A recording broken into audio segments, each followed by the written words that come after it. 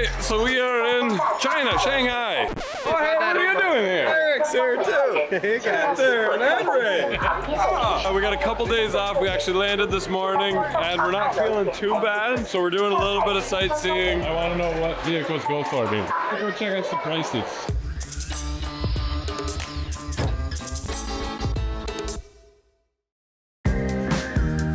Alright, so as you guys know, Aaron and I flew down with the Edison boys to China. Now, we're in China to source parts that don't exist in North America for our hybrid swaps.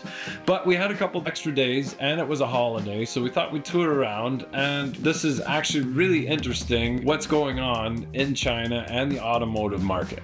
At the end of the day, I don't care about Chinese cars. What I do care about is paying way too much for North American junk. Let's build stuff that we're proud of and is competitive and comparable to what's available to the rest of the world. That's not the biggest mall here.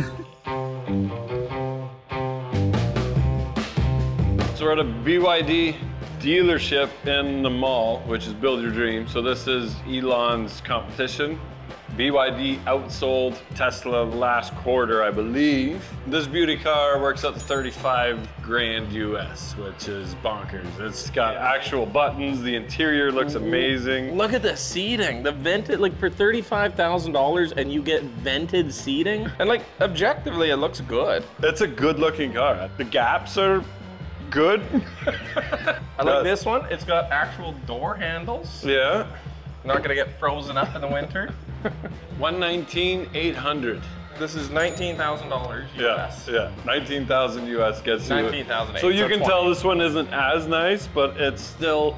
Oh, that's a comfy seat too. Look, an actual physical button. Oh, you know, a $19,000 car with heated, cooled seats, cell phone charger, and a sunroof. 351 kilometer range with 91% charge. Not huge, but I mean for an in-town run around, plug it in when you get home. It's amazing all the contours and still for the price. I mean, this is not simple construction, this is quite complex molding. This is the craziest interior I've seen in a vehicle. Like I have no idea what that's the door handle. It's like aircraft trim. Got a guitar. It is literally a guitar. It makes a You know, you can tune her right there. You just give her a little twist and that actually tunes her. 15 kilowatts per 100 kilometers. If you put this interior inside an Audi, I don't think anybody would complain. Like everything just. The panels feel solid. Yeah, I can't find any interior squeaking. Okay, so we were reacting to list prices in China for vehicles compared to what you would find in North America. For the same price as these Chinese cars, we bought a 3-year-old Kia Sportage, and that's insane. But it's impossible to talk about EVs without talking about subsidies. We are getting crappy vehicles for twice the cost of what these vehicles are here. I know we hear a lot about the government of China giving BYD massive grants. Turns out it was actually 10 times less than the US spent. You look at General Motors, they got huge grants to pursue electrification. Then turns out General Motors gave an almost $10 billion share buyback to their shareholders. We started looking into the grants that were given to GM, Ford, Toyota, Stellantis, Volkswagen. Canada has given out over $40 billion in EV grants, 15 billion of that going to Stellantis. All of that grant money, which is not the government's, which is our hard-earned tax dollars, is just going to fatten the pockets of shareholders and the executives in these companies. And then they're like, we don't have as much money as China does. Yeah, because you gave it to your shareholders as buyback. You didn't put it into research and development. You didn't put it into electric vehicle production. They're like, well, China's beating us for electric vehicles and they can undersell our electric vehicles, so we need to put in a 100% tariff to make the Chinese vehicles more expensive so that our consumers keep buying ours for more because we didn't spend the money on it. Allegedly. Allegedly, we have a lot of stuff to think about. And you guys can fact check it yourself. We will put the links to all of the websites that we got this information from, but it's a fun wormhole to go through and get upset at the EV industry in North America.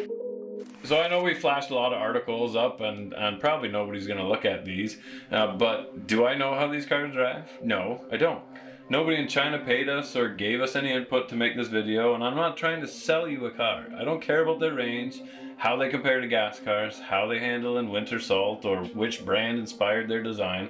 What I can tell you though is that at their price, these cars look really impressive on the showroom floor, regardless of what powers them. That's the kind of innovation America prides itself in.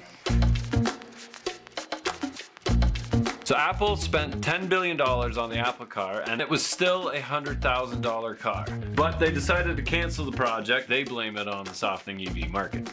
But Huawei makes phones and laptops, and now they make cars too. So they made it work. It tells you how much longer you have left to get to a full charge right here at the headlight. The other headlight is playing Tetris. It's got a full panoramic roof, which is kind of nice. Heated and cooled seats, cell phone chargers. Sit in it. Tell me how much it costs. I'm not gonna lie, that is super comfy. That is honestly one of the comfiest car seats I've ever sat in. Wait, she said that it has massage seats. Oh yeah? That's what you were saying. I'm thinking With the massage? 22,000 Canadian. No, it's got to be more than that. Yeah? I bet we're pushing 50. No. 70. I think we're in that 50 range. All right. $34,000. So we're in the middle. You said 24, I said 50, so we're both off by 10. I think, honestly, we're getting gouged because they know we'll pay the money. Yeah, I think so. I think they found out, they're like, hey, if we jack the price up, they'll still pay it. Yeah. Like, this is an electric car for $34,000. I'm getting a back massage right now. All right, so one of the rumors we heard about China was the forced labor. And Chinese manufacturers aren't the only ones under the microscope on this point. GM, Tesla, Toyota, Volkswagen, BYD, all of them are. But China is the world leader in 24/7 smart factory implementation. The rest of the world is stuck in the semi-automated era. He's in got the swirl. Wipes the sweat off his brow. He's been working hard. All right, now Shanghai is the largest seaport in the world. They are the only ones that are completely automated. They've basically been able to take a 20-hour process and reduce that down to mere seconds. Now imagine what it could do for mineral extraction. And as we can see during a peak holiday season in Shanghai, improve efficiency in daily activities like reducing wait times and transportation. We've done the aquarium, we've done the zoo, we've bought subway tickets twice, and we have never stood in the line. We've never waited. It's like straight, bam, bam, bam, you get to where you're going. Super efficient, which is really, really nice. 30 million people in this city. 30 million, that is 3/4 the size of Canada in this city, and we haven't had a line. All right, so it was really frustrating to see how affordable vehicles are in China, but we wanted to see what you would get for a more familiar price. Hi, Nomi. Please play music. I think all it does is wave and look at you. Hi, Nomi. What's that? Turn on my wipers. Turn on my wife. You can do that for you. Is your seat shaking? This one's $100 grand, but it comes with 3D glasses that you can lay down and watch while you're charging your car, I guess. It's simpler, but it is more elegant by far. And it opens the door for you. That's pretty cool. And then if you don't close the door all the way, it just pulls it closed for you. Like kids, close the door. Never mind. So whatever movie that you want to put on, right now it's ocean, but there's like speakers all the way around, so it's like 3D. So it's like I'm on the beach, but I'm watching like this movie. It automatically adjusts the footrest. Like look at this. It'll come out and meet my feet, and when I push down on it, it'll go down. But if I lift up on my feet, the footrest will find it. Turn heated seats on. Nomi, roll my window down. This is massaging seat. I think there's a language barrier. I can speak English. How can I help you? Can you, Nomi, turn my massage seats off? Of course. 全部搞定. It's cool, but it needs a little work. It listens 100% to our friend here. So this is their bottom model, and this would be 45 American. Oh, and it still comes with 3D. It still has 3D glasses? No automated footrest, though. self-driving? Yeah. I definitely am impressed with them, unfortunately. What's cool about these cars also is that the battery drops out from underneath at a station and they just replace it with a fully charged battery. So these electric cars, it takes 7 minutes to do that. So if you find the station, you drive in, you hear a couple clunks, and you've got a fully charged battery, which is just over 400 kilometers, 250 miles, and then you're good to go again. Or you can still charge it the way you would a normal electric car. Really cool feature, really cool cars, really good build quality, and pretty good price, honestly.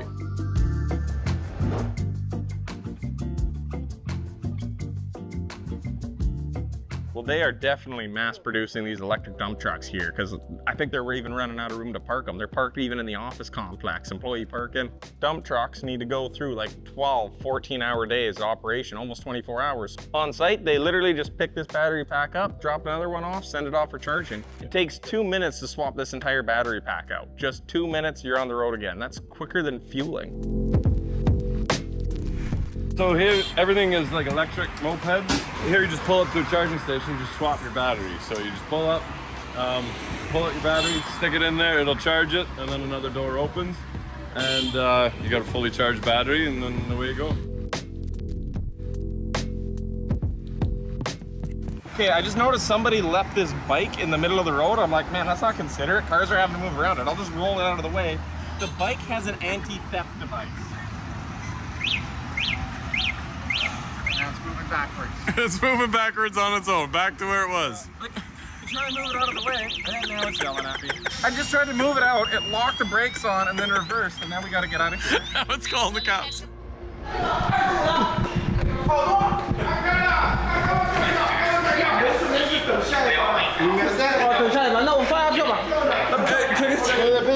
Yeah. So we bought tickets. She's like, you better hurry because 6 minutes from now the boat leaves and it's a 10-minute run. Shishi! Shishi! Up and over! Up and over? Really?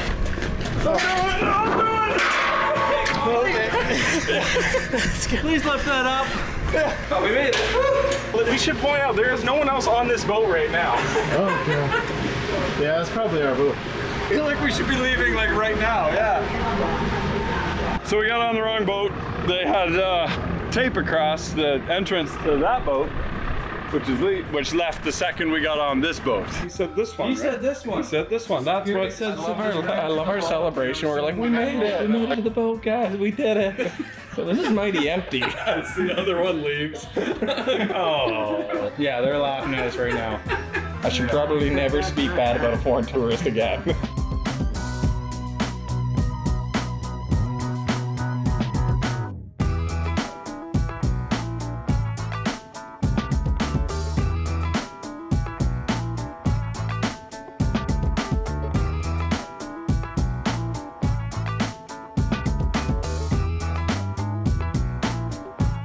We took a peek in the engine room before we got kicked out. We got two 850 big cam Cummins down there. Cummins just basically just makes the world go round on the water and on land and in the air. Let's just say the air too. The architecture and the mechanical engineering behind all this is just absolutely insane. There is just as much of a city underneath us as there is above us that's able to transport people and all their sewage and provide enough electricity to run all of this. The city doesn't smell bad. No. It's pretty crazy that you've got 30 million people and this water doesn't stink. Like, this puts Vegas to shame. Oh yeah. And it's not that we're pushing China, we're just genuinely surprised because of all the stuff that we've heard, and it seems to be the exact opposite. Wherever you look, there is a tree, a cop, and a smiling person. Big Brother is true. There are cameras literally everywhere. Got my picture taken in the car driving 3 times within like 30 feet. I really think if people back home realized how advanced China is, they would be just furious at their own government. Like, guys, we could have this.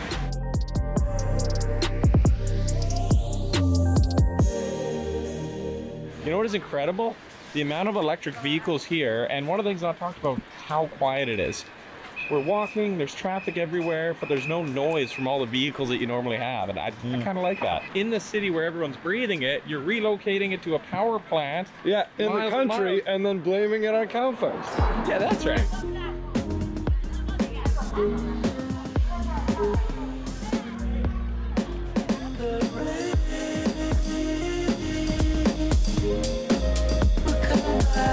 Now we realize that China is massive, just a touch smaller than Canada. We're just sharing our experiences from what we saw in the east side of China.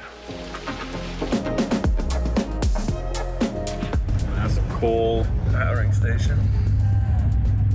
We are now well out of any city center. It cleans up the air in the city. Yes, you still need to burn something to produce power, but at least you're not burning it where people are breathing it in. But I think that is honestly a benefit Mix it of with this. the comforts. There you go.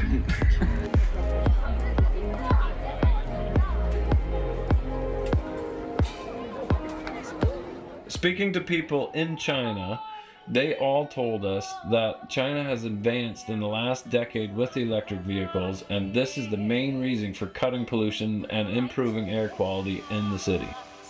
It was really encouraging to see that even though it's a modern city, they were still preserving historic sites.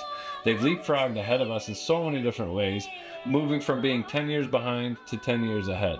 But they still have a long way to go. This describes recycling perfectly. Everything has been electric, and then it came to recycling. He picked up the recycling bin, tipped it in, picked up the garbage bin, tipped the garbage bin into the same bin, and now he's taking off in his rickshaw. So it's exactly like Canada. Recycling, garbage go together. Doesn't matter what you do. Well, you gotta save the environment by only using one truck. That's right. Alright, so one thing we noticed in North America is kind of the disappearing of the minivan. Now, minivans, whether you like them or not, they are practical. Easy to get in and out of, and lots of room for people and storage. We did notice, however, a lot of minivans in China, and I think we figured out why. I would drive the hell out of this minivan. Actually, no, that's a lie. I would let my chauffeur drive the hell out of this minivan while I sat in the back. Oh, look at this. I'm moving that seat. Mom, please move ahead. I need more space in the back. So heated seats, cooled seats, massage seats. Oh, and you can cover it up in case you don't want to look at ugly buttons. You know what? I'm tired of seeing the buttons. That is disgusting. Get that away from me. That is better. And I need a cell phone holder to hold it at this level. Where's that? You may now proceed to school, Dad. That doesn't come out on its own though. What a piece of junk. I'm not paying over 40. You catch up on YouTube. Look, it's got a camera there. It has to be so that you can have video calls to your work meetings. How do the people get in the back? That sounds like a third row problem. Oh, and it folds forward. No, can you push the seat back? Can you get it back? That'd be here, That right? would probably be, yeah. It's just gonna squish me like your seat? Nope, No. it knew exactly where to stop. I'll get out, but I'm still getting massaged. Oh, you're getting out all right. I won't do it because I'm do it if you're sitting. No, of course not. Come on, man. I wouldn't even think about it. They definitely designed that for the kids in the back seat. Because 100% if I was a kid and my sister was in the front, I'd constantly be smashing her into the drive. Full moon roof between the TV. Like, so they have sunroof, we have a full moon roof. Yeah, I'm gonna go ask how much this car is. Yeah, Eric. You gotta see this car. Well, this is the life, Jeff. Okay, so that's 70,000 American, but when you buy the vehicles here, there's no more tax on top of that. The price, what you pay is what you pay.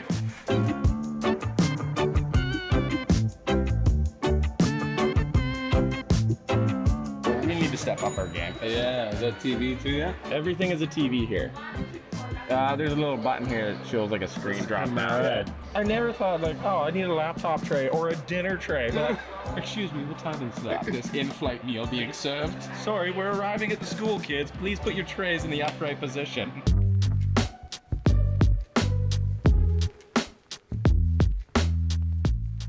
One thing about China, every time you hop in a car, you gotta slide the seats back. Two giant TV screens in front of you, like Like, what are the passenger? Like this one, you got like an entertainment screen, a normal screen, driving screen, other driving screen. Look at how solid that is. oh, That is solid. Yeah. It's very well put together. Okay, this has got to be a $70,000 car for sure. 65. Nice little sun visor that's got like see-through on the bottom. Does it have a camera? It's a camera right here. Is that for like doing video calls? Well, it's got another camera right here. Yeah. You can probably take video calls while driving down the road. Or there's more brands watching and listening to everything you do. $38,000. Okay, this is a $40,000 car. Yeah, can we look under the hood? Yeah. Wow. Wow, that's a nice motor. Storage for like a sweater. Yeah, it'd be a nice sweater warmer. Actually, think about it this way: it's chilly, so you just lay your sweater out. You take your jacket off, put your jacket on. When you get where you're going, the jacket's warm. That was an advanced feature I never would have even thought of. Please. I like to see what's going on underneath. Yeah, it's very nice. That's nice. So evidently, the only gas-powered vehicles we saw in Shanghai were imported luxury cars. Clearly, we can't find the luxury Chinese brand, so let's look for something familiar. You know, one of the cool things about coming to China on a business trip is you get to see these kind of industrial places that no one gets to see. You get to see that real core, nitty-gritty, dirty part of China.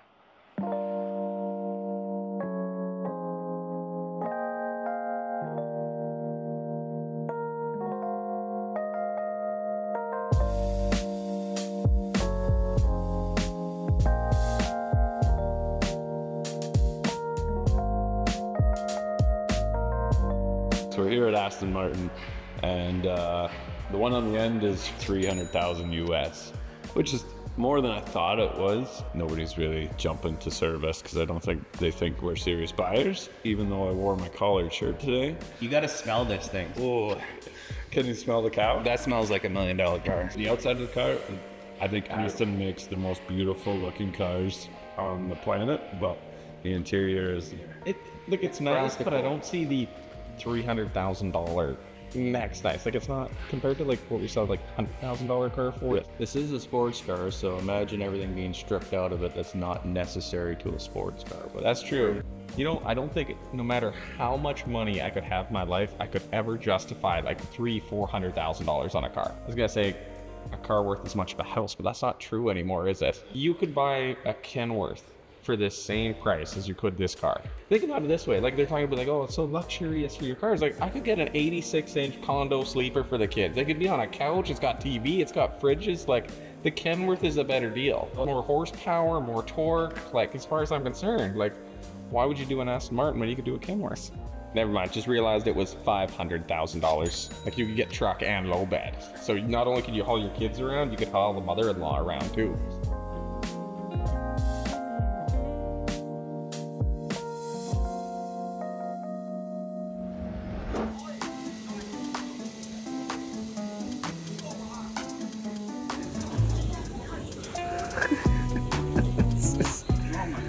oh my goodness. Oh man, this is How you doing? We want some fake Rolexes. You have fake Rolexes? Oh yeah, it totally does. We're just to be pumped. All right, so I'm partially responsible. Now I'm fully responsible for Theron looking at Rolexes. It's a shit knockoff. You want that? Well, we're not sure. Because the guys asked me, what do you want to do in China? And I said, I want to buy a genuine Rolex out of the trunk of some guy's car. But apparently that's illegal. You have to go down into a basement somewhere to buy a genuine Rolex. So I think the prices are negotiable. And I got a Rolex. So we got some Chinese street meat. That's squid, octopus. I have no idea what this is. Ice cream is great. How is this squid? I don't know what this is. Absolutely not. Okay, first digital seats that we've seen. So here you can make it slide forward and back. Obviously I want cooled seats. I want it to be not 26, that's ridiculous. So what's this one? Yeah, see? How'd you get there? Now I've got 1, 2, 3, I got 12 now. You got 12 massaging options. So see, this one Oh, yeah, the massage is on. We thought this was a Zeekr at first, but this one is even nicer, which is a joint venture between Mercedes-Benz and BYD. So we can control everything from the moonroof to a 12-point massaging seat. See the rails at the bottom? The seats go all the way to the back like this, and the rails go all the way to the front. So you can put the seat anywhere. When one's not enough, USB right there. It's comfortable. And it's a hybrid. It's not all electric, so it's got the range. This is pretty wild. Wow. What's this? Can you touch it? Oh, geez. I need a Kleenex. Do you need a Kleenex? No, but I do hate pulling things out, man. But the U.S. government put in a 100% tariff on Chinese-made vehicles coming into the United States. Oh, we can't compete, so we'll just ban you. Like, yeah. But it means that we can't get nice vehicles for a reasonable price. We get junk that we pay way too much for. Yeah. That one really makes me mad because they've done the same for solar, but they promote that they want clean energy and more power, and they want all these electric vehicles on the grid. Yeah. But then they put in a 200 to 300% tariff on solar to make the solar 3 times more expensive. Like, if you want the clean energy, you should want your solar panels as cheap as possible. This vehicle right here is only $60,000 for the same price, literally, as a Chrysler. As a Chrysler minivan, and this thing has way more features than I've ever seen in a North American car. Oh, I can control the map on here. I'm not going to because I changed his directions, but if I wanted to, as a passenger, I can enter the directions and then send it to the driver. Yeah, as your kids just keep entering McDonald's. I don't want to go to school. Oh, good. Oh, we got filters. Good. I was super worried that the car would not have filters. I imagine though this is for the video calls. Oh yeah, I can shake my face if I got off the Shiba Inu filter. This camera goes up and down automatically. If the camera goes back down, zoom call ends. Like, but you can monitor it. So if you got a kid in a baby seat, or you want to see what your kids are doing in the back when you're driving, it probably just records what your kids are doing. Oh, wow, you can select what seat has the microphone on it. Oh. We are so far behind China. It is not. Like, you think you're doing all right, and you're like, oh yeah, we're definitely. And then you just find out that, yeah, China's a little bit further ahead. This vehicle right here, guarantee you it'd probably be $120,000. Easy. Like those Mercedes minivan level. Yeah. All right, thank you very much. People said, well, why are they more successful? Look at the business development. We go into a meeting and all of a sudden we have a question. They bring an engineer into the meeting to answer our question. Every time we try and do business with a company like this in Canada or the United States, it's so overly bureaucratic that you can't talk to the engineers, you can't get the questions answered. We called Meritor about e-axles when we searched, and Meritor is an American company. Meritor said, oh, yeah, we like what you're doing. Can you promote our e-axles on social media? And we said, well, sure, we'd like to use them. We promoted Meritor's axles, and we said, hey, it's time to buy it. And they said, no, sorry, your company's too small, and we don't like the idea of retrofits. We only want to do new ones for large existing OEMs. We come here immediately, they were so incredibly helpful, so willing to just get a better product out. Cannot say enough how great it's actually been working with this kind of environment instead of this stifled, overly bureaucratic red tape environment. Talking to manufacturers has been absolutely amazing and very humbling and eye-opening is what I would say. Absolutely. So thanks guys, thanks for watching. Definitely leave your comments down below. Keep giving us suggestions. We keep reading them as much as we possibly can. But we have another high-speed train to catch. We will keep you updated and catch you on the next one. Here we go. Allegedly.